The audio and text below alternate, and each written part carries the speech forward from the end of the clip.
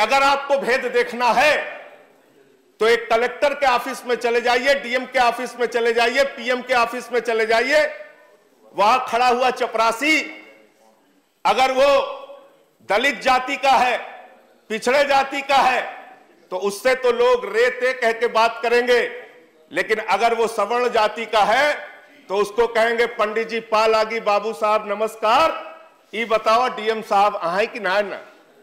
ये होता है, ये वास्तविकता है, जमीन की सच्चाई है, इसको हमको स्वीकार करना पड़ेगा।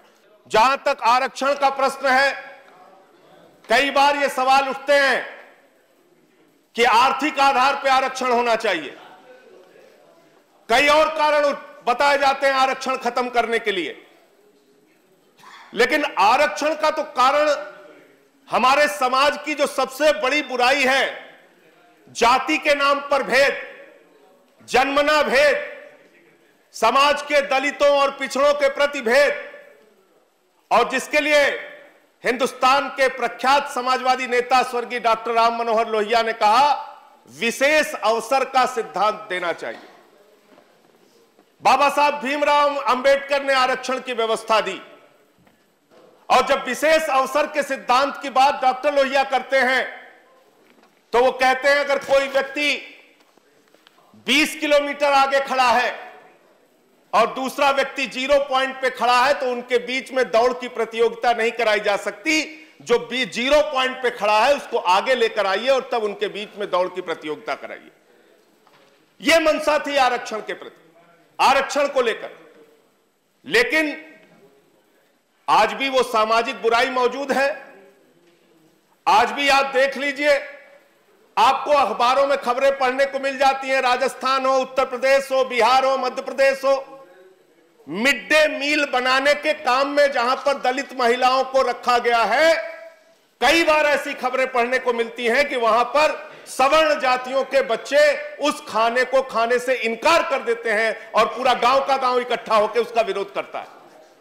ऐसी घटनाएं हम लोगों को देखने को मिलती है मान्यवर। और मान्यवर, मैं आपसे कहना चाहता हूं, अगर आपको जातिगत आधार पर आरक्षण की बात करनी है तो इस बात को भी देखना पड़ेगा। आप अभी ट्रिपल तलाक पे चिंता जाहिर कर रहे हैं, मुस्लिम महिलाओं के अधिकार की चिंता आपको हो गई है, लेकिन आप मुझे जरा बताइए, एक धोबी हिंदू का उसको दलित वर्ग का दर्जा है,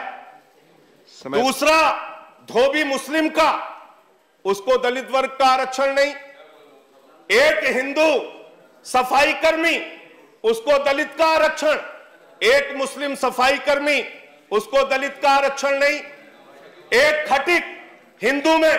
दलित का आरक्षण, वही मुस्लिम में राइन बिरादरी का सब्जी बेचने वाला उसको दलित का आरक्षण नहीं।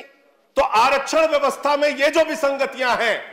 दलितों और मुस्लिमों, दलितों के आरक्षण में भी हिंदू और मुस्लिम, और पिछड़ों के आरक्षण में भी हिंदू और मुस्लिम का जो आपने भेद रखा है, इसके बारे में भी समीक्षा कीजिए और उसके बारे में भी चिंतन करके उसके बारे में भी कानून आगे लाने के बारे में, बिल लाने के बारे में सोचिए। दूसरी बात मान्यवर, सुप्रीम कोर्ट का जिक्र यहां पर हुआ, बिल्कुल सही कहा विशंबर निषाद जी ने। आप 70 साल का इतिहास उठाकर देख लीजिए, सुप्रीम कोर्ट के चीफ जस्टिस से लेकर सुप्रीम कोर्ट के तमाम जजेस, हाई कोर्ट के चीफ जस्टिस से लेकर हाई कोर्ट के तमाम जजेस, आरक्षण व्यवस्था तो दूर की बात है, चंद परिवारों का नाम उंगलियों पर लिया जा सकता है, उंगलियों पर उन्हीं परिवारों के लोग चीफ जस्टिस बनते हैं, हाई कोर्ट के जज बनते हैं, सुप्रीम कोर्ट के जज बनते हैं। क्या जुडिशरी के अंदर, न्यायपालिका के अंदर चंद परिवारों का 70 साल से यह कब्जा जारी रहेगा मान्यवर? क्या इसी तरीके से आरक्षण की व्यवस्था उनके परिवारों के लिए वहां पर चलती रहेगी? क्योंकि उनके द्वारा ही नाम रिकमेंड किया जाना है, एक परिवार का दूसरा आदमी नाम रिकमेंड कर देता है, दूसरे परिवार का दूसरा आदमी नाम रिकमेंड कर देता है, और यह सामाजिक बुराई है। इसलिए मैं कहना चाहता हूं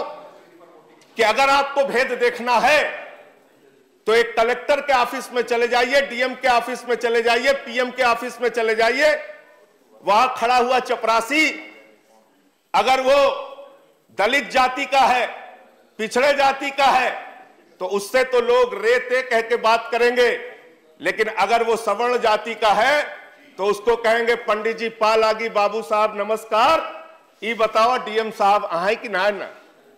ये होता है, ये वास्तविकता है, जमीन की सच्चाई है, इसको हमको स्वीकार करना पड़ेगा। इसलिए ये जो प्रस्ताव लाया गया है, ये जो संकल्प लाया गया है,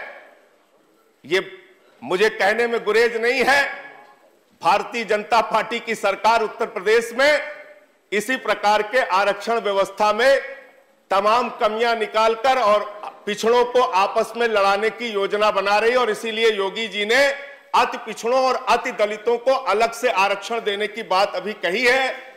उस मंशा के तहत यह प्रस्ताव लाया गया है, यह संकल्प लाया गया है, और इसमें यह कहने की कोशिश की गई है कि पिछड़े वर्ग के लोगों तुम्हारे साथ न्याय नहीं हो रहा है, इसलिए तुम्हारा विभाजन किया जाएगा, दलितों में विभाजन किया जाएगा, उनको आपस में लड़ाया जाएगा, और चुनाव के पहले उनका वोट अपने हक में लेने की कोशिश की जाएगी। डॉक्टर लोहिया के नारे की बात विशंबर प्रसाद निषाद जी ने की। उन्होंने नारा दिया था, डॉक्टर लोहिया का जो नारा था, सोशलिस्टों ने बांधी गांठ पिछड़े पांवे 100 में 60, उसमें मुस्लिम भी, पिछड़ा भी, दलित भी और महिलाएं भी, सबको शामिल करके उन्होंने 60% समाज के पिछड़े और वंचित लोगों को। माननीय संजय जी, आपका समय खत्म हुआ, आपका समय खत्म हुआ। अंत में इन्हीं लाइनों के साथ अपनी बात को खत्म करूंगा कि आप लोगों की दर्द को, उनकी पीड़ा को समझने की कोशिश कीजिए, अंतिम आदमी तक जाने की कोशिश कीजिए। आदम गोंडवी की लाइन है कि दर्द के एहसास को सैरो सुखन तक ले चलो, दर्द के एहसास को सैरो सुखन तक ले चलो, या अदब को मुफलिसों के अंजुमन तक ले चलो, और जो गजल मासूक के जलवों से वाकिफ हो चुकी, उसको अब बेवा के माथे के सिकन तक ले चलो, उसको अब बेवा के माथे के सिकन तक ले चलो। बहुत बहुत धन्यवाद।